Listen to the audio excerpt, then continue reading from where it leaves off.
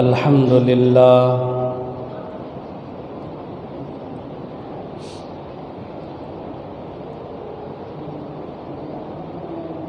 الحمد لله نحمده ونستعينه ونستغفره ونؤمن به ونتوكل عليه ونعوذ بالله من شرور أنفسنا ومن سيئات أعمالنا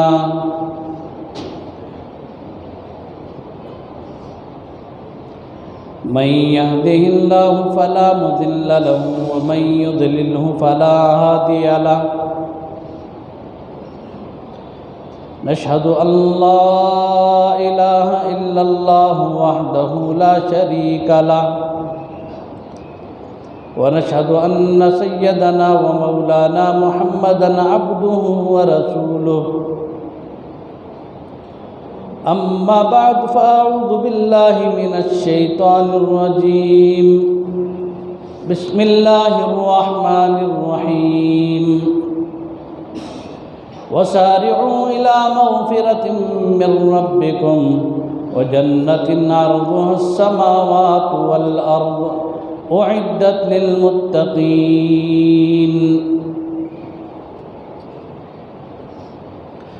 وقال النبي صلى الله تعالى عليه وسلم شعبان شهري رمضان شهر الله أو كما قال صلى الله عليه وسلم صدق الله العظيم وصدق رسوله النبي الكريم ونحن على ذلك لمن الشاهدين والشاكرين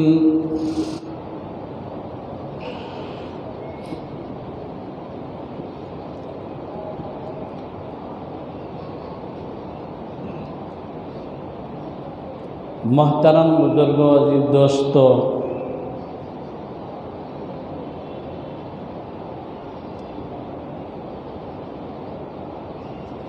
میں نے قرآن کریم کی ایک آیت پڑھی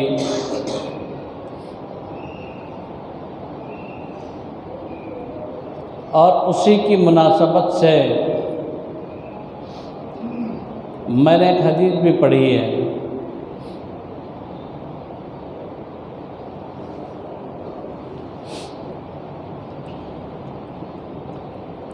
پہلے میں حدیث پاک سے اس کی تھوڑی وضاحت کر دوں۔ حضرت نبی پاک صلی اللہ تعالیٰ علیہ وسلم نے فرمایا شعبان شہری،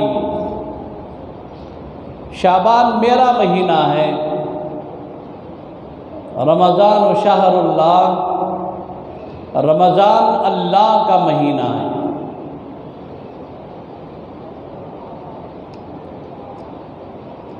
گویا کہ نبی پاک صلی اللہ تعالیٰ علیہ وسلم نے رمضان کی آمد سے پہلے جو مہینہ ہے شعبان کا، اس مہینے کو اتنی اہمیت بخشی، حضور نے خود فرما دیا کہ یہ میرا مہینہ ہے۔ مطلب یہ مہینے کی وہ اہمیت اور اتنی بڑی اہمیت ہے کہ آنے والے ماہ مبارک کی تم تیاری ایسے کرو جیسے اس ماہ میں کرتا ہوں۔ رمضان کا مہینہ آتا، حضرت نبی پاک صلی اللہ تعالیٰ علیہ وسلم شعبان ہی میں روزے رکھا کرتے تھے۔ یہ الگ بات ہے کہ صحابہ نے جب روزے رکھنا شروع کیا تو حضور نے فرمایا تم نہ رکھو، تم رمضان کے لیے تیاری کرو۔ اور شعبان ہی سے اللہ کے نبی صلی اللہ تعالیٰ علیہ وسلم کے معاملات میں، حضور کے طور طریقوں میں بہت زیادہ تبدیلی آ جاتی تھی۔ اور اللہ کے نبی صلی اللہ تعالیٰ علیہ وسلم حضرت ام المؤمنین عائشہ صدیقہ رضی اللہ تعالیٰ عنہ سے روایت ہے، حضرت عائشہ صدیقہ فرماتی ہیں کہ جب شعبان ہوتا اللہ کے نبی اپنی لنگی کو کس کے باندھ لیتے تھے، مطلب یہ کہ اتنی تیاری رمضان کی آمد سے پہلے ہی اس کا انہماک اس طرح ہوا کرتا تھا۔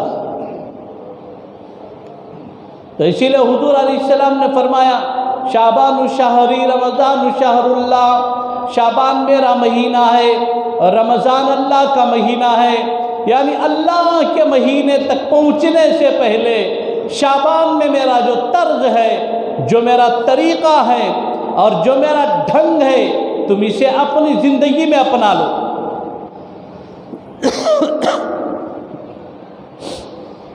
قرآن کریم میں اللہ نے فرمایا وَسَارِعُوا إِلَى مَغْفِرَةٍ مِّن رَّبِّكُمْ وَجَنَّةٍ عَرْضُهَا السَّمَاوَاتُ وَالْأَرْضُ أُعِدَّتْ لِلْمُتَّقِينَ۔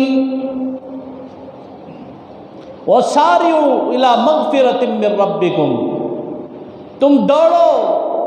ایک جگہ سابقوں کا لفظ آیا اور ایک جگہ سارعوں کا لفظ آیا، وَسَارِعُوا إِلَى مَغْفِرَةٍ مِّن رَّبِّكُمْ، اور تم دوڑو، کوشش کرو، اِلَى مَغْفِرَةٍ مِّن رَّبِّكُمْ، اپنے رب کی طرف، اپنی مغفرت کے لیے اللہ کی طرف دوڑو اور جلدی کرو۔ ساریوں کا مطلب جلدی کرو، دوڑو، یعنی اپنے آپ کو اللہ کی طرف چلاؤ، اپنے آپ کو اللہ کے سپرد کر دو، اپنے آپ کو اللہ کے حوالے کرو۔ اِلَى مَغْفِرَةٍ مِّن رَّبِّكُمْ، اور کدھر دوڑو؟ وَجَنَّةٍ عَرْضُهَا السَّمَاوَاتُ وَالْأَرْضُ، اور اس جنت کی طرف دوڑو۔ عرضها السماوات والارض، اس کی چوڑائی، اس کی جو بناوٹ و سجاوٹ ہے وہ زمینوں اور آسمانوں سے بھی زیادہ بلند ہے، اور اس کی جو عرض ہے، اس کی جو چوڑائی اور اس کا جو پھیلاؤ ہے، یہ زمینوں اور آسمانوں سے بھی زیادہ کثیر تعداد میں پھیلا ہوا ہے۔ مطلب یہ ہوا کہ لوگوں دیکھو اس آیت کے اندر اللہ نے فرمایا اِلَى مَغْفِرَةٍ مِّن رَّبِّكُمْ، پہلے مغفرت کا لفظ آیا ہے، پھر اس کے بعد میں جنت کا لفظ آیا ہے، جنت پر مغفرت کو مقدم کیا گیا۔ مطلب کیا ہے؟ مطلب یہ ہے کہ آدمی جنت میں جانے کے لیے مغفرت شرط ہے، جب تک مغفرت نہیں ہو جاتی اس وقت تک آدمی جنت میں جا ہی نہیں سکتا۔ آدمی کے جنت پہ جانے کے لیے مغفرت ضروری ہے، اور دوڑو مغفرت کی طرف۔ اور مغفرت کی طرف چلنے کا طریقہ کیا ہے؟ بندے کی مغفرت ہوتی کب ہے؟ مغفرت ہوتی ہے التائبون العابدون الحامدون السائحون الراکعون الساجدون الآمرون بالمعروف والناہون عن المنکر والحافظون لحدود اللہ۔ اب سب سے پہلی بات یہ ہے کہ اللہ کی طرف دوڑو اور مغفرت طلب کرو، اپنی مغفرت کی طرف سبقت کرو۔ مطلب یہ ہوگا مغفرت کی طرف جو سبقت کرنے کا پہلا ہی مرحلہ ہے کہ توبہ تائب کی طرف دوڑو۔ حدیث پاک کے اندر آیا، حضرت نبی پاک صلی اللہ تعالی علیہ وسلم نے فرمایا التائب من الذنب کمن لا ذنب لہ، گناہوں سے توبہ کرنا، یہ گنہگار توبہ کرتا اللہ کیا، اس کی توبہ کا مطلب یہ ہے گویا کہ اس نے گناہ کیا ہی نہیں۔ اور جب تک بندے کی مغفرت نہیں ہو جاتی اس وقت تک اس کا کمال ہی کیا ہے۔ اور پھر ان چیزوں کے لیے آدمی کو اس ماہ مبارک میں داخل ہونے سے پہلے نیکیوں کی طرف سرعت اور نیکیوں کی طرف دوڑنے کا جو مزاج ہے اس کی تکمیل کی طرف دوڑنا چاہیے۔ نیکیوں کا ایک ماحول ہوتا ہے، نیکیوں کا ایک سیزن ہوتا ہے، وقت ہوتا ہے، اس وقت کی طرف بندے کو جلدی سے جلدی کرنا چاہیے۔ ماہ رمضان آ رہا ہے، ہمارا مزاج کیا ہے؟ ہماری جو تیاری کا انداز ہے، ہمارے جو طور طریقوں کا ڈھنگ ہے وہ ہے کہ رمضان کی آمد سے پہلے ہمارے گھروں کے اندر رنگ و روغن ہو جاتا ہے، کہیں چنا لگانا ہو تو وہ کام ہو جاتا ہے، گھر میں راشن کی ضرورت پڑتی ہے تو وہ پورا ہو جاتا ہے، یا کپڑوں کی ضرورت پڑتی ہے تو وہ پورا ہو جاتا ہے، اب اطمینان سے گھر کے ظاہری جو چیزیں ہیں، گھر کی ظاہری پاکی صفائی بھی ہو گئی، گھر کے ظاہری بندوبست کا بھی مسئلہ حل ہو گیا، یہ سب کچھ ہو جاتا ہے۔ لیکن رمضان شروع ہوا، جھونکا تو گھر میں راشن کی بھی سہولتیں فراوانی ہے، گھر پاک صاف بھی ہے، لیکن جو نمازیں چھوڑ کر سونے کا مسئلہ تھا وہ ابھی بھی باقی ہے، روزے چھوڑنے کا مسئلہ تھا وہ ابھی بھی باقی ہے، بلکہ غیر رمضان میں جو طرز تھا وہ رمضان میں بھی باقی ہے۔ تیاری تو ہو چکی ہے، لیکن تیاری کرنے کے بعد جو کام کرنا ضروری تھا، جس کام کی طرف لپکنا ضروری تھا، جس کام کی طرف چلنا اور دوڑنا ضروری تھا، یہ کام نہیں ہو پایا۔ ظاہری اسباب کی تکمیل تو ہو گئی، ظاہری اسباب تو پورے ہو گئے، اللہ فرماتے ہیں کہ دیکھو تمہارا ظاہر کا تکمیلہ ہو گیا، اب باطن کی طرف بھی دوڑو۔ پورا سال ہمارا جو باطن ہے، ہماری جو روحانی قوت اور طاقت ہے، یہ کمزور ہو گئی، یہ دھندلے کپڑے کی طرح ہو گئی۔ جس طرح ایک باریک اور پتلا کپڑا کانٹوں میں ڈال کر یوں کھینچا جاتا ہے، کھینچنے کے بعد جس طرح وہ کپڑا کانٹوں میں پھنس کر تار تار ہو جاتا ہے، اس طرح گناہ کرتے کرتے ہماری روح تار تار ہو چکی ہے، ہماری روح داغدار ہو چکی ہے، ہمارے روح پر گناہوں کا جو بوجھ ہے، ہمارے روح پر گناہوں کا جو انبار ہے، یہ ہماری روح دب چکی ہے، ہماری روح مٹ چکی ہے۔ اب اس کی تر و تازگی کے لیے، اس کی بلندی کے لیے اس روح کی غذا جب دی جاتی ہے تو پھر روح طاقتور ہوتی ہے۔ جسم کو جب اس کی غذا نہیں دی جاتی تو جسم کمزور ہو جاتا ہے۔ ایک دن جسم کو غذا نہیں دی گئی، جسم کی غذا کیا ہے؟ اس کا کھانا ہے، اس کا پینا ہے، گرمی کا موسم آیا اس کے ٹھنڈے مشروبات ہیں، پھر اس کے بعد دیگر جو لوازمات ہیں، موسم گرم ہے اسے کپڑا ٹھنڈا پہناؤ، موسم ٹھنڈا ہے گرم کپڑا پہناؤ، یہ سب جسم کے لوازمات ہیں۔ جب ہم جسم کے لوازمات پورے کرتے ہیں تو جسم صحیح سالم ہوتا ہے، جسم بیمار نہیں ہوتا، اسے بخار نہیں آتی، اسے نزلہ نہیں ہوتا، اسے کھانسی نہیں ہوتی۔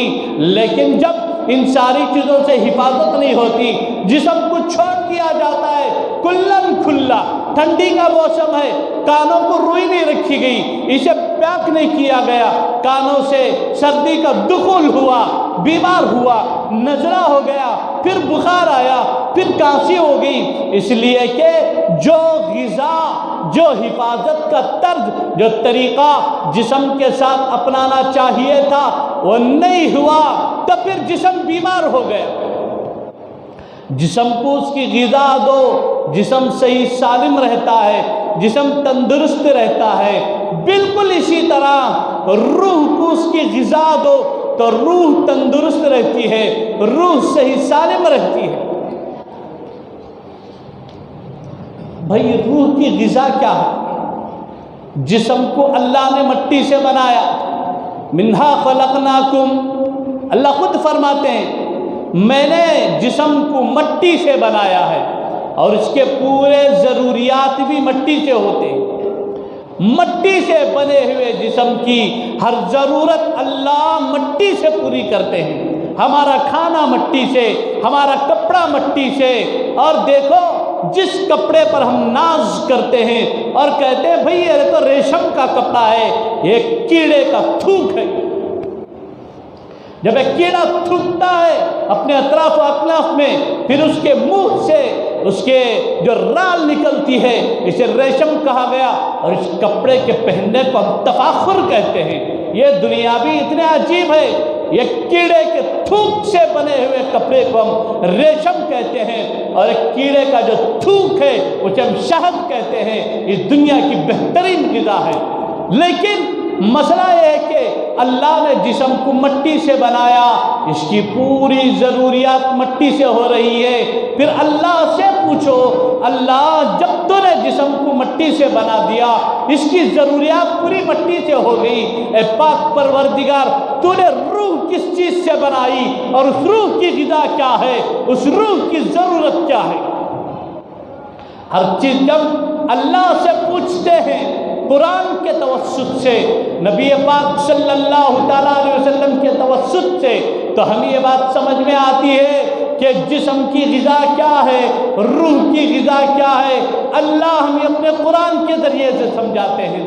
جب اللہ سے پوچھا گیا اللہ یہ جسم بنا کیسے، اللہ نے کہا منہا خلقناکم، تمہارے جسم کو ہم نے پیدا کیا۔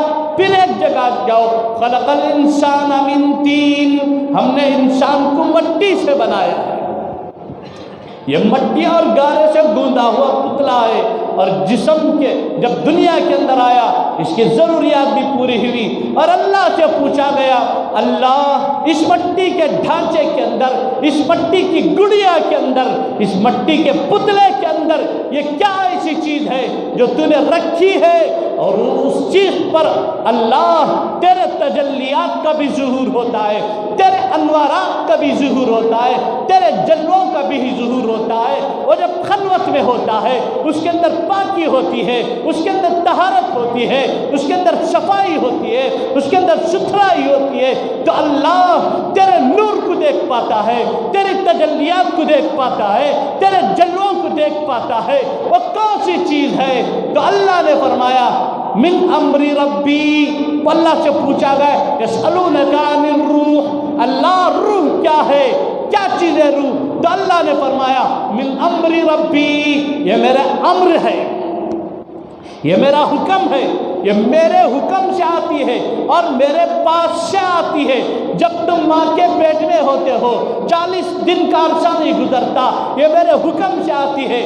جب میرے حکم سے روح نہیں آئی، تم دنیا میں پیدا ہوئے، ڈاکٹر کہہ رہے کہ مردہ پیدا ہوا ہے، جب تم آنے کے بعد بھی میں نے یوں دے کر یوں چھین لی تو لوگ کہتے ہیں کہ یہ بچہ مر گیا ہے، یہ چیز ہے تمہاری حیات ہے، میں نے وہ نکال لی تو بچپن میں لوگ کہتے بچہ مر گیا، جب جوان مرتا ہے تو جوان مر گیا، جب ہم بوڑھا سے چھینتے ہیں فلاں بزرگ کا انتقال ہو گیا۔ اور یہ چیز انبیاء کے ساتھ، اولیاء کے ساتھ، کتب کے ساتھ، ابدال کے ساتھ، مجدد کے ساتھ، علماء کے ساتھ، شرحاء کے ساتھ، جہلاء کے ساتھ، سب کے ساتھ لگی ہوئی ہے۔ وہ چیز یہ ہے کہ من امر ربی، یہ ہمارا تنفس ہے، یہ ہماری طرف سے بھیجی ہوئی ایک عظیم شے ہے۔ اب اس کی غذا کیا ہے؟ اللہ نے خود فرمایا تمہارے جسم کی جو غذا ہے وہ مٹی کے بنائے ہوئے کھلونے ہیں، اور اس کھلونے کے اندر ایک عظیم شے ہے، ایک بہت بہترین چیز ہے، وہ ہے ہمارا امر ہے، ہماری طرف سے، ہمارے عرش سے آئی ہوئی ایک بہت ہی بڑی چیز ہے، اس کا نام روح ہے۔ پھر اللہ سے پوچھا گا اللہ اس روح کی غذا کیا ہے؟ پھر اللہ نے فرمایا اب اس روح کو طاقت دینا چاہتے ہو، اس روح کو غذا دینا چاہتے ہو، اور اس روح پر ہمارے تجلیات، انوارات کا ظہور ہو، اور تم اسے دیکھنا چاہتے ہو تو دیکھو، لو اس کی پہلی غذا یہ ہے الصلاۃ۔ حضرت نبی کریم صلی اللہ تعالیٰ علیہ وسلم کو معراج پر بلایا گیا، آسمانوں سے اللہ کے حکم سے آئی روح، یہ جو ہمارے مٹی کے ڈھانچے کے اندر اللہ نے جو چیز رکھی من امر ربی، ہمارے حکم سے ہے، لوگو یہ تمہارے رب کا امر ہے، یہ تمہارے پالنہار پروردگار کا امر ہے جو اس میں رکھا گیا ہے۔ اور نماز آئی کہاں سے بھی؟ نماز بھی وہیں سے آئی ہے، سمجھ میں آیا جہاں سے روح آئی ہے وہیں سے نماز بھی آئی ہے۔ عند سدرۃ المنتہی عندہا جنت المأویٰ اذ یغشی السدرۃ ما یغشی ما ذاق البصر وما طغی۔ اللہ کے نبی علیہ السلام کو معراج نصیب ہوئی، اللہ نے نمازوں کا تحفہ بھی وہیں سے دے کر بھیجا۔ مطلب یہ سمجھ میں آیا کہ بندے تیری روح جہاں سے آئی ہے نماز بھی وہیں سے آئی ہے، اور تیرے روح کی سب سے بڑی غذا، سب سے بڑی طاقت نماز ہے۔ نماز کی پابندی ہوتی ہے تو پھر اللہ تعالیٰ اس کے اندر ایک طاقت، ایک قوت عطا فرماتے ہیں۔ تم نے تاریخ میں دیکھا، پڑھا اور سنا ہوگا، حضرات صحابہ رضی اللہ تعالیٰ عنہ مجمعین کے سلسلے میں ایسے کفار جو اپنے زمانے کے جابر تھے، ظالم تھے، آج کے دور کے اندر تو کہاں ہے، کہیں بیٹھ کر کئی شرارت کرنے والے لوگ ہیں، لیکن پچھلا جو دور تھا بنفس نفیس میدان میں اتر کر آتے تھے، مسلمانوں کے مد مقابل کھڑے ہو جاتے تھے، لیکن ایسے اشخاص کے سامنے وہ صحابہ جو غریب گھرانوں کے تھے، کل تک جو بکریاں چراتے تھے، کل تک جن کو غلام کہا جاتا تھا، کل تک جن کو نوکر و چاکر کہا جاتا تھا، کل تک جن کے سر اپنے آقاؤں کے سامنے جھکے ہوئے تھے، کل تک جو اپنے آقاؤں کے سامنے کھڑے ہو کر ہاتھ باندھتے تھے، انہوں نے محمد رسول اللہ صلی اللہ تعالیٰ علیہ وسلم کا کلمہ پڑھا، غلامی سے ان کا سر اوپر اٹھا، ان کے ہاتھ کھلے، ان کے پیر کھلے۔ جب یہ ان کفار کے سامنے جاتے اور وہ کہتے تمہارا مطالبہ کیا ہے، تم چھوڑ دو اپنے دین کو، وہ کہتے یہ کل تک گردن انسانوں کے سامنے جھکی ہوئی تھی، حضرت محمد عربی صلی اللہ تعالیٰ علیہ وسلم نے اس جھکی ہوئی گردن کو مخلوق کے سامنے سے اٹھا کر اللہ کے سامنے کھڑا کر دیا اور کہا کہ لوگوں میرا مقصد ایک ہی ہے کہ یہ جو انسانوں کے سامنے جھکی ہوئی گردن ہے اسے اٹھا کر میں اللہ کے سامنے کھڑا کر دوں، اور ترجمہ تمہاری جو روح کا تعلق ہے یہ تعلق حقیقت میں اللہ سے جوڑ دوں۔ اللہ کے نبی صلی اللہ تعالیٰ علیہ وسلم اس دنیا کے اندر، کائنات کے اندر جو مبعوث ہوئے، اللہ کے نبی کی آمد کا مقصد ایک ہے، بھٹکی ہوئی انسانیت کو، گمراہ انسانوں کو پس پستی سے اٹھا کر، ذلت و خواری سے اٹھا کر اللہ اس کے بندوں کو اس کے در تک جوڑنا چاہتے تھے، اور وہ اپنے محبوب سے کام لے چکے۔ ایک ایسا دور تھا، ایسے حالات گزرے، لوگوں کو نہ توحید کا پتہ تھا، نہ رسالت کا پتہ تھا، نہ اللہ کی وحدانیت معلوم تھی، نہ اللہ کی قدرت معلوم تھی، بلکہ دین عیسیٰ علیہ السلام پر جو سچے پیروکار تھے، یکا دکا کوئی آدمی ہوتا وہ رائے راست پر تھا، لیکن 99% انسانیت کی راہ سے لوگ گمراہ تھے، پوری انسانیت بھٹکی ہوئی تھی۔ اس بھٹکی ہوئی انسانیت کو اللہ کے نبی حضرت جناب محمد رسول اللہ صلی اللہ تعالیٰ علیہ وسلم نے اٹھا کر اللہ کے سامنے کھڑا کر دیا، اور آج یہی فلسفہ ہے۔ حضور علیہ السلام نے کمزوروں کو، غلاموں کو، حبشیوں کو، کالے کلوٹوں کو، کچے مکانوں میں رہنے والوں کو اٹھا کر جب اللہ کے سامنے کھڑا کر دیا تو پھر یہ بادشاہوں کے سامنے بھی کھڑے، بڑے بڑے سلاطین کے سامنے کھڑے، انہوں نے کھڑے ہو کر دین کی دعوت دی، ان کو کلمہ سمجھایا، ان کو ایمان سمجھایا۔ پھر اس کے بعد پوری دنیا کے اندر یہ بات سمجھ میں آ گئی، اور آج بھی تاریخ کے اندر یہی بات ہے، جو محمد رسول اللہ صلی اللہ تعالیٰ علیہ وسلم کی غلامی میں آ گیا، اب وہ دنیا کے اندر کسی کی غلامی قبول کرنے کے لیے تیار نہیں، اس لیے کہ عظیم بادشاہ کی غلامی میں آ گئے۔ حضرت سیدنا سلمان فارسی رضی اللہ تعالیٰ عنہ کو حضرت سیدنا ابو بکر صدیق رضی اللہ تعالیٰ عنہ نے خریدا۔ حضرت صدیق اکبر نے خرید کر حضور علیہ السلام کے سامنے کھڑے ہو کر فرمایا کہ سلمان فارسی جاؤ، تمہیں میں نے آزاد کر دیا۔ حضرت سلمان فارسی رضی اللہ تعالیٰ عنہ کھڑے ہو کر رو رہے تھے اور فرمایا کہ حضرت آپ مجھے آزاد تو کر رہے ہیں، لیکن آپ کس کے لیے کام کر رہے ہیں؟ حضرت ابو بکر صدیق نے فرمایا میں یہ کام اللہ کی رضا کے لیے کر رہا ہوں، اور فرمایا کہ حضرت آپ جب مجھے آزاد کر رہے ہیں، میں جس کی غلامی قبول کرنے کے لیے فارس سے موصل آیا، موصل سے غموریہ آیا، غموریہ سے مکہ آیا، مکہ سے مدینہ آیا، کیا آپ مجھے اس پیغمبر کی غلامی سے آزادی دلانا چاہتے ہیں؟ آپ آزاد تو کر رہے ہیں، آپ مجھے اللہ کے لیے اس نبی کی غلامی میں رکھ دیجئے، میں پوری زندگی اللہ کے نبی کی خدمت اور حضور کی غلامی میں زندگی بسر کر دینا چاہتا ہوں۔ یہ ہوتا ہے جذبہ، یہ ہوتا ہے اس آیت کا مطلب، وَسَارِعُوا إِلَىٰ مَغْفِرَةٍ مِّن رَّبِّكُمْ، اپنے آپ کو نیکیوں کی طرف بڑھاؤ اور اپنے آپ کو اللہ کی طرف، اپنی مغفرت کی طرف، حصول جنت کے لیے اپنے آپ کو بڑھاؤ۔ یہ ہوتا ہے کیپاسٹی اور ایمان کا مسئلہ۔ جب آدمی کے اندر ایمانی طاقت ہوتی ہے، اس کے اندر ایمان کی کیپاسٹی اور حرارت مضبوط ہوتی ہے، تو پھر انسان اپنی جان کو، اپنے مال کو، اپنی اولاد کو، اپنی جائیداد کو، ہر چیز کو اللہ کے لیے قربان کرنے تیار ہو جاتا ہے۔ اب پھر وہ نہیں ہوتا تو رمضان المبارک آیا، پچھلے سال تو لاک ڈاؤن کے حالات تھے اور ہمارا مزاج ایسا بنی اسرائیل کی طرح، فوراً خصوصاً پیغمبروں کی طرف سے، انبیاء کی طرف سے جو حکم آتا یہ نہیں کرنا وہی کرتے، الٹے قدم چلو۔ حالات میں اکابر علماء مشائخ ایک فیصلہ لے کر بتا دیتے، نہیں ہم اس کا الٹا ہی چلیں گے، کوئی گیٹ کود کے آ رہا ہے، کوئی چھت پھلان کے آ رہا ہے، کوئی کئی کچھ کر رہا ہے۔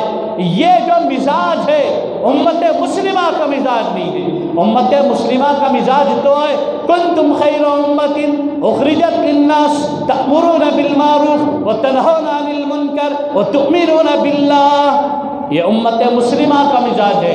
الٹے قدم چلنا امت کا مزاج نہیں ہے۔ ہم جب الٹے چلتے تو یہ مزاج ہم نے کہیں اور سے سیکھا ہے، اس امت کا مزاج نہیں ہے۔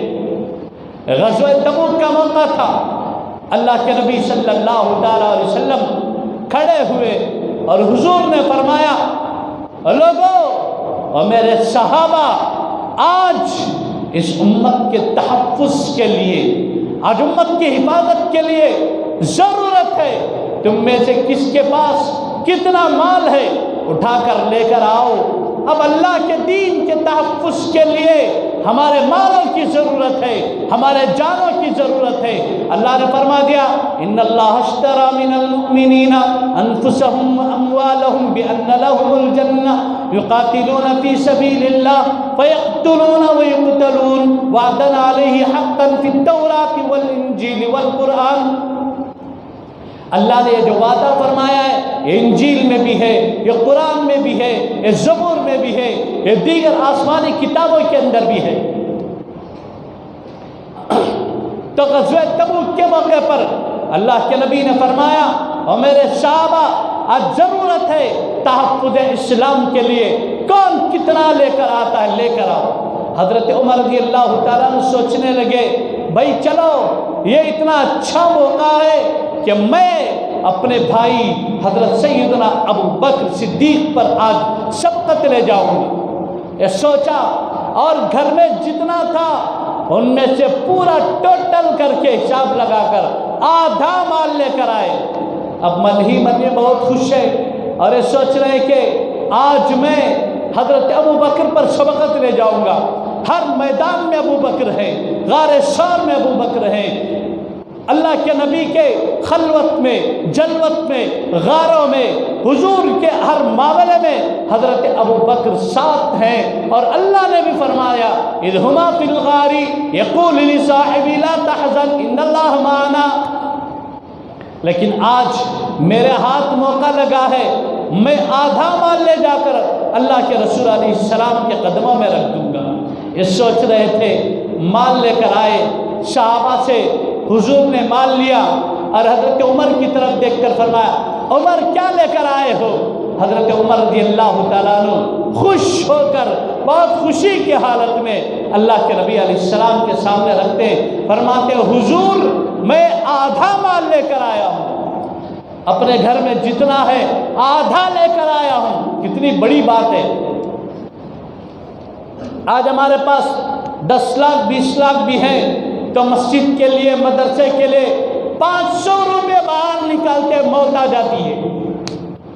ہمارا پیسہ خیر کی کاموں میں لگے، ہم سوچتے ہیں، ہمارا ہاتھ کبھی کھنچتا ہے، ارے یہ وہ چیزیں ہیں، وہ سارعوا الی مغفرۃ من ربکم، اللہ کے کاموں میں، اللہ کے دین کے کاموں میں جب ہمارا پیسہ، ہمارا وقت، ہمارا مال لگ جاتا ہے تو بہترین مال وہی ہے جو ہم نے کھا لیا، یہ ہو گیا ہمارا اپنا ہے، اور جو ہم نے اللہ کی راہ میں لگا دیا یہ ہمارا اپنا ہے، اور جو بچا کر رکھ کر جا رہے ہیں، بینک بیلنس ہو یا پراپرٹیوں کی شکل میں ہو، جو بھی ہے، ہم باقی جو رکھ کر جا رہے ہیں یہ ہمارا اپنا ہے نہیں۔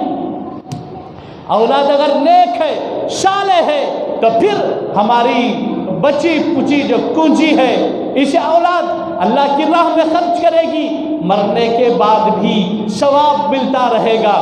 لیکن اولاد اللہ کی نافرمان ہے، رسول اللہ کی نافرمان ہے، تو پھر ہمارا پیسہ کہاں خرچ ہوگا؟ جس دولت کو جمانے کے لیے ہم نے کبھی اللہ کی نافرمانی کی، کبھی نماز ترک کیا، کبھی روزے چھوڑ دیے، کبھی جھوٹ بول دیا، سب کچھ کر کے ہم نے بچا کر جو رکھا ہے، کیا یہ مال ہمارے لیے حرز جان اور وبال جان نہیں بنے گا؟ اس لیے اللہ مقدر میں جتنا لکھا ہے وہ تو مل کر رہے گا، چاہے وہ 2 پہاڑوں کے درمیان اور وہ 2 پہاڑ 2 سمندروں کے نیچے ہو، اللہ وہاں سے اٹھا کر مقدر کی چیز دے دیتے ہیں، اور جو تقدیر میں نہیں ہے وہ 2 ہونٹوں کے درمیان آ کر بھی نہیں ملے گا۔ اگر تقدیر میں ہے تو حدیث پاک کے اندر مثال ہے اس کی، انسان کی مقدر میں ہے تو 2 پہاڑ کی گھاٹیوں کے نیچے اگر مال چھپا ہوا ہے، اللہ اسباب ایسے پیدا کریں گے، وہاں سے نکال کر دے دیں گے۔ لیکن تقدیر میں نہیں ہے تو یہی بات ہے کہ ہمارے دونوں ہونٹوں کے درمیان آ کر بھی ہمیں نہیں ملے گا۔ اس سے بڑی چیز سمجھنے کے لیے اور کیا چاہیے؟ حضرت عمر رضی اللہ تعالیٰ عنہ لے کر آئے، اللہ کے نبی کا چہرہ انور کو دیکھا اور حضور سے فرمایا، رسول اللہ گھر کا آدھا مال اٹھا کر لایا ہوں۔ اللہ کے نبی علیہ السلام کو تو پہلے سے یقین تھا میرے صدیق کے برابر کوئی کھڑا ہو ہی نہیں سکتا، اس لیے کہ جسے میں نے صدیق کہہ دیا وہ تو ہر زمانے کا صدیق ہے۔ بعد الانبیاء بالتحقیق امیر المؤمنین ابو بکر صدیق رضی اللہ تعالیٰ عنہ، تمام انبیاء کے بعد اگر کوئی شخصیت برگزیدہ ہے، بابرکت ہے امت کے اندر، تو وہ حضرت سیدنا ابو بکر صدیق رضی اللہ تعالیٰ عنہ ہے۔ یا نہیں، اوپر بھی جب حساب ہوگا اس وقت بھی اللہ کے سامنے پیشی کا مسئلہ ہوگا، اللہ فرمائیں گے کون ہے؟ آج اللہ غضب پہ ہے، آج اتنی جو گرمی ہے ہمارے پسینے چھوٹ رہے ہیں، میدان محشر میں کیا ہوگا؟ سوچ کر دیکھو۔ حضرت ابو بکر کو اللہ کے نبی ہاتھ پکڑ کر فرماتے ہیں کہ ابو بکر، اس امت کے اندر تم ہی وہ شخص ہو آج اللہ کی تعریف کر کے اللہ کے جلال کو کم کر سکتے ہیں۔ ابو بکر جاؤ، ہاتھ پکڑ کر بھیجا، اللہ کے نبی کے سامنے گھٹنے ٹیک دیتے، یا رسول اللہ میرا بھی ایک زمانہ حالت کفر میں گزرا ہے، میں نہیں جا سکتا۔ اللہ کے نبی فرماتے امت میں تم ہی وہ شخص ہو۔ پھر اللہ کے نبی صلی اللہ تعالی وسلم کے آگے بڑھانے کے بعد حضرت ابو بکر گھٹنے ٹیک دیتے، رسول اللہ حضرت ابو بکر نے اس وقت جو اللہ کی تعریف کرنی ہوتی ہے، حضور جو تعریف کرتے اللہ کی، بالکل اسی طرح تعریف کر کے اللہ کو مناتے ہیں۔ پھر اللہ کا جو غیظ و غضب ہے یہ بدل کر جلالی کیفیت بدل کر جمال میں تبدیل ہوتے، پھر اللہ مسکرا کر فرماتے میرے محبوب ارفع راسک، پیغمبر تیرے غلام نے وہ انداز سے منایا ہے، میرے محبوب سجدے سے سر اٹھاؤ۔ اللہ فرماتے اٹھاؤ سجدے سے، پھر حضور جب سجدے سے سر اٹھا کر دیکھتے ہیں اللہ مسکراتے ہیں، پھر اس کے بعد شفاعت کر کے اپنی امت کو جنت کی طرف بھیجتے ہیں۔ حضرت اللہ کے نبی کو معلوم تھا میرے صدیق کے برابر کوئی کھڑا نہیں ہو سکتا۔ حضرت عمر کا آدھا مال لینے کے بعد اللہ کے نبی علیہ السلام حضرت ابو بکر کو دیکھتے ہیں اور فرماتے ہیں ابو بکر تم کیا لائے ہو؟ میرا عمر آدھا گھر اٹھا کر لے کر آیا ہے۔ حضرت ابو بکر صدیق کھڑے ہو کر کہتے ہیں رسول اللہ گھر میں جتنا تھا سب کچھ اٹھا کر لایا ہوں، گھر میں اللہ اور اس کے محبوب کو چھوڑایا۔ اسلام سے اللہ کے نبی سے جو سچا عشق ہوتا ہے، محبت ہوتی ہے، تو پھر انداز یہ ہوتا ہے محبوب کے قدموں پر لٹا کر مثال قائم کر کے دکھا دیتے ہیں۔ ارے ہم کو سے عاشق مصطفیٰ ہے، ہم نے 25-50 سال 70 سال ہو کے بھی ہم نے اپنے چہروں پر داڑھی نہیں رکھا، ہم آپ بھی اپنے داڑھیوں پر شیونگ کرانے سے باز نہیں آتے۔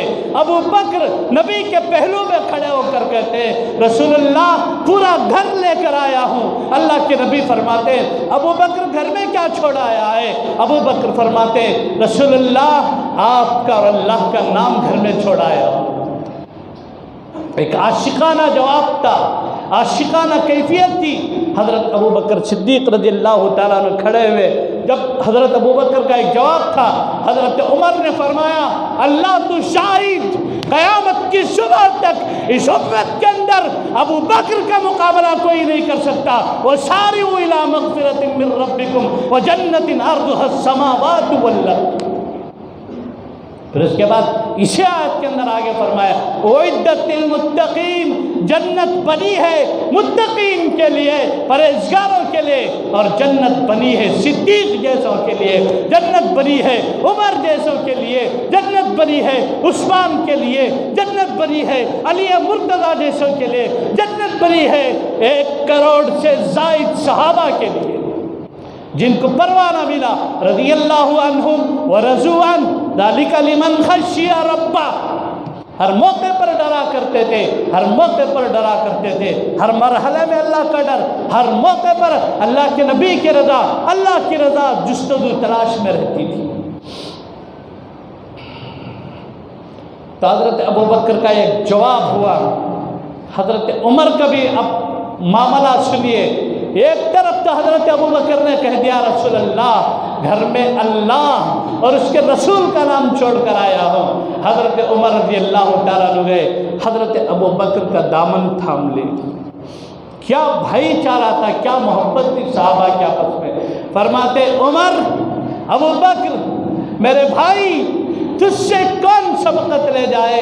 عمر آدھا مال لا کر سوچ رہا تھا آج سبقت لے جائے گا۔ اللہ کی قسم اس امت میں ابو بکر کے ٹکر کا کوئی نہیں ہے۔ اور دامن تھامے کہتے ہیں کہ حضرت آپ ایسے کیجئے، آپ نے غار ثور میں جو 1 رات محبوب کے ساتھ گزاری ہے 1 رات کی نیکیاں دے دے، عمر کی پوری زندگی کی نیکیاں دے دے۔ حضرت ابو بکر نے فرمایا ذالک فضل اللہ یؤتیہ من یشاء واللہ ذو الفضل العظیم، یہ اللہ کا فضل عظیم ہے، اللہ جسے چاہتے ہیں وہ نوازتے ہیں۔ پھر اس کا مطلب یہ ہوا ابو بکر میرے نبی کے ساتھ غار ثور کی جو 1 رات گزارے ہیں، حضرت عمر فرماتے ہیں میری زندگی کی پوری نیکیاں لے کر وہ 1 رات مجھے دے دو۔ اور میں کہتا ہوں ابو بکر جو تو نے 1 رات نبی کے ساتھ غار ثور میں گزاری، پوری امت قیامت تک آنے والی اپنی نیکیاں سامنے رکھ کر بھی ابو بکر کی 1 رات جو غار ثور میں بیتی ہے اس کا مقابلہ پوری امت نہیں کر سکتی۔ کیا وہ ابو بکر ہمارے لیے آئیڈیل نہیں ہے؟ کیا وہ ابو بکر کی زندگی ہمارے لیے ماڈل نہیں ہے؟ دوستو ماہ مبارک آ رہا ہے، اس سے پہلے ہم اپنے آپ کو سنواریں، اپنے آپ کو سجائیں، اپنے آپ کو بنائیں، ہماری اپنی زندگیوں کے اندر تبدیلی لانے کی کوشش کریں۔ رات کے کے پہر ہوں گے، اٹھ کر اللہ کے سامنے دامن پھیلا دو اور اللہ سے کہو کہ اللہ ہم پرلے درجے کے گنہگار ہیں، اللہ ہم کمزور ہیں، اللہ ہم ضعیف ہیں، اللہ ایک طرف پوری دنیا کے اندر کفر عالم اسلام پر چڑھ کر ببانگے دہل یہ کہہ رہا ہے کہ اے امت مسلمہ تمہارا ایمان کمزور ہو چکا ہے، ہم تمہارے سینوں سے تمہارا ایمان چھیننے کے لیے تیار بیٹھے، اللہ ہمارے ایمان کی حفاظت فرما، ہمارے نسلوں کے ایمان کی حفاظت فرما۔ اللہ سے دعا کریں، اس لیے کہ ان چیزوں کے لیے ماہ رمضان سے بہتر نہیں۔ هو الذي خلقكم فمنكم كافر ومنكم مؤمن، یا مسلمانوں میں ہی کافر پیدا ہو گئے۔ اب اس زمانے کے منافقین کا کیا کہنا؟ اس زمانے کے منافقین تو نماز پڑھا کرتے تھے، جماعت سے نماز پڑھا کرتے تھے، کبھی کبھی ڈینگے بھی مار لیا کرتے تھے، لیکن اس زمانے کے جو منافقین ہیں ان کی جو پابندی آج ہم مومنین کے اندر نہیں ہے۔ نماز اتنی اہم چیز ہے، اللہ نے جو فرمایا، جب پوچھا گیا یسألونک عن الروح، اللہ نے فرمایا من امر ربی، تو اس کا ایک حق ہے، وہ حق ہے کہ روح کو اس کی غذا دو، اور روح کی غذا کے لیے ماہ رمضان سے بہتر نہیں ہے۔ اور رمضان آ رہا ہے، رمضان سے پہلے گھر کے راشن کا، دیگر اخراجات کا پورا مسئلہ حل کرو۔ رمضان میں آدھا دن اللہ کے لیے پورا رکھو۔ حقوق رہتے ہیں، ماں باپ کے حق ہیں، بیوی بچوں کے حق ہیں، اگر کوئی پورا رمضان دے دیتا ہے فَبِهَا الحمدللہ، وہ عظیم انسان ہے، اس نے بہت کچھ پا لیا۔ اگر پورا مہینہ ایک آدمی چاند دیکھتے ہی ارادہ کرے کہ میں مسجد میں چلا جاؤں گا، پھر شوال کا چاند دیکھ کر مسجد سے باہر نکلوں، فَبِهَا نِعْمَةٌ مِّنَ اللَّهِ، یہ اللہ کی نعمتوں میں سے ایک نعمت ہوئی اس کے لیے، اور پورے رمضان میں اس کا تزکیہ ہوگا، اس کی طہارت ہوگی۔ لیکن میرے بھائیوں، روزے کی حالت میں اور رمضان المبارک کے اندر زبان سے کسی کی غیبت نہ کرو، زبان سے چغلی نہ کرو، کسی کے بارے میں غلط نہ سوچو، کسی کے بارے میں برا نہ کہو۔ آج جو ہماری حالت یہاں تک آ گئی، اس کا سبب یہی ہے، اس کی وجہ یہی ہے کہ ہم لوگ دوسروں کو بولنے کے عادی ہو گئے۔ اللہ ہم سب کی حفاظت فرمائے۔ دیکھو میں نے جو کہا کہ مسلمانوں میں کافر پیدا ہو گئے، اللہ فرماتے ہیں الف لام میم ذالک الکتاب لا ریب فیہ ھدی للمتقین، ذالک الکتاب، یہ وہ کتاب ہے لا ریب فیہ، اس میں شک کی گنجائش نہیں، ذرہ برابر بھی اس میں شک کرنے کی گنجائش نہیں۔ ایک نقطہ، ایک حرف، اس کا ایک چیپٹر، اس کا ایک صفحہ، اس کے ایک زیر زبر، اس کے حرکات میں شک کرنے کی بھی گنجائش نہیں ہے۔ ایک آدمی کھڑے ہو کر 26 آیتیں نکالنے کا مطالبہ کرتا ہے، کیا آپ اس کے ایمان کو تسلیم کریں گے کہ وہ مسلمان ہے؟ کیا مان لیں گے؟ اللہ فرماتے لا ریب فیہ، اس کے زبر زیر میں بھی شک نہیں کرنا، جو شک کرے گا وہ کافر ہو جائے گا۔ اور جو سپریم کورٹ میں 26 جہاد کی آیتوں کو لے کر یوں کہے کہ قرآن سے 26 آیتوں کو نکال دو، ہم تو اس کے ایمان کو تسلیم کرنے کے لیے تیار نہیں، اسی کو تو کافر کہتے ہیں جو اللہ کی کتاب پر شک کرے۔ ایسے کافر مسلمانوں کی بیس میں مسلمانوں کے درمیان پل رہے ہیں۔ اللہ امت کی حفاظت فرمائے، اللہ اپنے دین کی حفاظت فرمائے۔ تو ماہ مبارک کیا تقریباً 15 دن ہے، شعبان کے 15 دن گزر گئے، اس کے بعد جو مسئلہ رمضان شروع ہوتا ہے۔ اللہ سے دعا کرو اللہ شریروں کے شر سے اللہ ہماری حفاظت فرمائے، اور اس ماہ میں جم کر جڑ کر کثرت کے ساتھ عبادت کرنے کی اللہ توفیق عطا فرمائے۔ جمعہ میں جتنا مجمع بیٹھا ہے، اتنا مجمع شروع رمضان سے آخر رمضان تک بھی مسجد میں رہا، تراویح کی نماز میں، دیگر نماز میں، کتنی اچھی باہر رہتے ہیں۔ اب یہ 3 لوگ جو نماز پڑھتی، کیا ایک آدمی کی بھی قبول نہیں ہوتی کیا؟ ایک آدمی کی قبول نہیں ہوتی، قبول ہوتے، اللہ اس کے طفیل سے تم سب کی قبول کر لیتے ہیں۔ اس لیے حالات جب ہمارے سامنے ہیں تو حالات سے نمٹنے کا ایک ہی راستہ ہے ہمارے پاس، وہ یہ ہے کہ وَسَارِعُوا إِلَىٰ مَغْفِرَةٍ مِّن رَّبِّكُمْ وَجَنَّةٍ عَرْضُهَا السَّمَاوَاتُ وَالْأَرْضُ وَأُعِدَّتْ لِلْمُتَّقِينَ۔ اللہ سے دعا فرماویں اللہ مجھے بھی اور آپ کو بھی اللہ کہنے سننے سے عمل صالح کی توفیق عطا فرمائے۔ ایک لحظہ بیٹھو، ایک اعلان ہے، شاید یہاں بھی حضرت پڑھتے ہیں۔ ترکنامی کے بعد ایک چھوٹا قریہ ہے گگل ہڈی کے نام سے، بہت سارے حضرات جانتے ہیں، آپ حضرات کو معلوم بھی ہے۔ ایک چھوٹا علاقہ ہے۔ کل بروز ہفتہ حضرت اقدس مفتی محمد شعیب اللہ خان صاحب مسجد کی افتتاح کی نسبت سے حضرت تشریف لا رہے ہیں۔ اگر 12 بجے بھی آپ لوگ آ گئے تو انشاءاللہ صرف 1 گھنٹے کا پروگرام، حضرت کا 1 گھنٹے کا خطاب ہوتا ہے، پھر دعا ہوتے، انشاءاللہ فوراً کھانا کھا کر واپس نکل جا سکتے ہیں۔ دیکھو 2 چیزوں کی وجہ سے آنا ہے، اللہ کو پانا ہے تو اللہ کو یا ایھا الذین آمنوا اتقوا اللہ وکونوا مع الصادقین، اللہ کو پانا ہے تو اللہ والوں کی تلاش میں چلو، عطر فروشوں کے پیچھے چلو تو عطر ملتا ہے، جوتا بیچنے والے کے پیچھے چلو تو پھر جوتوں کی مہارت ملتی ہے، ہر کاریگر ہر فنکار کے پیچھے، لیکن اللہ والوں کے پیچھے چلو تو یقیناً اللہ تک رسائی ہوتی۔ ایک تو اللہ والوں کی محبت میں، اللہ کو پانے کی طرف میں، دوسرا اللہ کے گھر کی نسبت پر اپنے کاموں کو تھوڑا آگے پیچھے کرو، شرکت کرنے کی کوشش کرو۔ اللہ آپ کو اجر جزیل عطا فرمائے۔ آمین وآخر دعوانا الحمدللہ رب العالمین۔